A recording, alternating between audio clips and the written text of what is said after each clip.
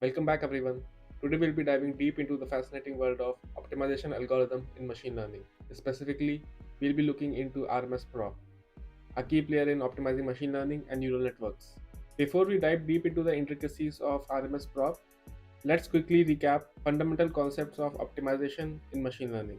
At its core, optimization algorithm involves decreasing cost or loss function to improve performance of a model. We achieve this most commonly by iteratively updating the model parameters in the direction of steepest descent of the loss function. This process is called gradient descent.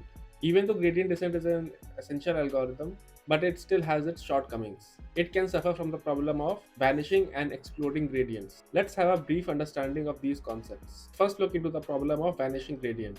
Vanishing gradient refers to the situation where gradient of the loss function with respect to model parameters becomes too small during the training process. So when gradient becomes very small, they have very little impact in updating weight of the model. As a result, model fails to learn effectively and training becomes very slow or stalls altogether.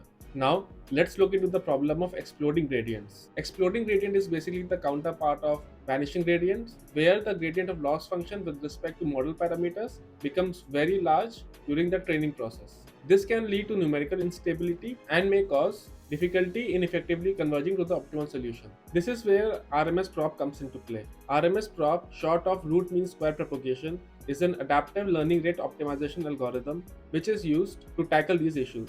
The magic of RMSprop lies in its adaptive learning rate. Unlike traditional gradient descent, where learning rate is fixed, RMSprop adjusts the learning rate for each parameter based on magnitude of recent gradients. The formula for RMSprop is defined as follows, where theta t plus 1 represents updated parameter, theta t represents current parameter, n represents learning rate, STWT represents exponential decaying average of square of gradient, and GT represents gradient at time step t. Amongst these parameters, STWT is formulated as follows, where beta is a hyperparameter whose value mostly lies around the range of 0.9.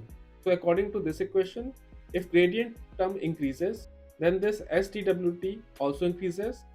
As a result, the entire learning rate will decrease, and alternatively, if gradient value decreases, then STWT also decreases. As a result, this entire learning rate value increases. But in the case where STWT becomes close to 0, there is a risk that we will divide the learning rate by 0, and that would cause a zero division error. To counter this, we add a very small term in the denominator with STWT, and that term is denoted by epsilon, which is just a small constant that prevents zero division error. Hence, with the change in the gradient value, the learning rate compensates two extreme gradients. That is, if gradient value increases by a lot, then the value of learning rate will decrease, and when the gradient value would decrease, then the learning rate will increase. Now let's try to visualize the working of RMSprop in Python. In this notebook, we'll try to visualize how RMSprop counteracts the gradients during the situation of vanishing and exploding gradients. Let's first import essential libraries. We will generate random data, and this data will stimulate our gradients. We will be generating 500 points. Now once we have generated our gradient values, we will reduce the magnitude of 200 values from both start and the end. Through this, we will stimulate vanishing gradients. After generating our gradient values, now let's try to visualize it. So since here we are getting all positive values and the gradient can be negative as well, so let's use rand n instead of just rand. Okay, here in the starting, the gradient is very small or vanishing gradient.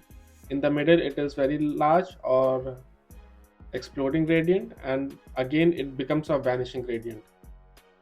So now let's try to code RMSprop equations.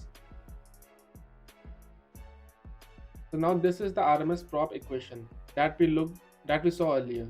But for the sake of visualization, let's also multiply it with the learning rate. Once our RMSprop equation is ready, we can now define the values of our hyperparameter.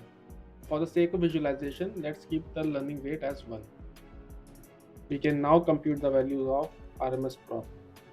Let's visualize both gradient descent and RMSprop in a same graph. So if we compare this graph with our earlier original gradient graph, initially where we were facing the problem of vanishing gradient, after RMSprop, we can see that it has boosted our gradient values. Whereas at this point, where there is a problem of exploding gradient, there RMSprop has reduced the gradient values. And after that, again when we were facing the problem of vanishing gradient, then again RMSprop has boosted these gradient values. In a nutshell, RMSprop is a powerful optimization algorithm that addresses the shortcomings of traditional gradient descent by adaptively adjusting the learning rate based on the magnitude of gradients. Its ability to quickly converge and maintain stability makes it an ideal choice to train multiple machine learning algorithms.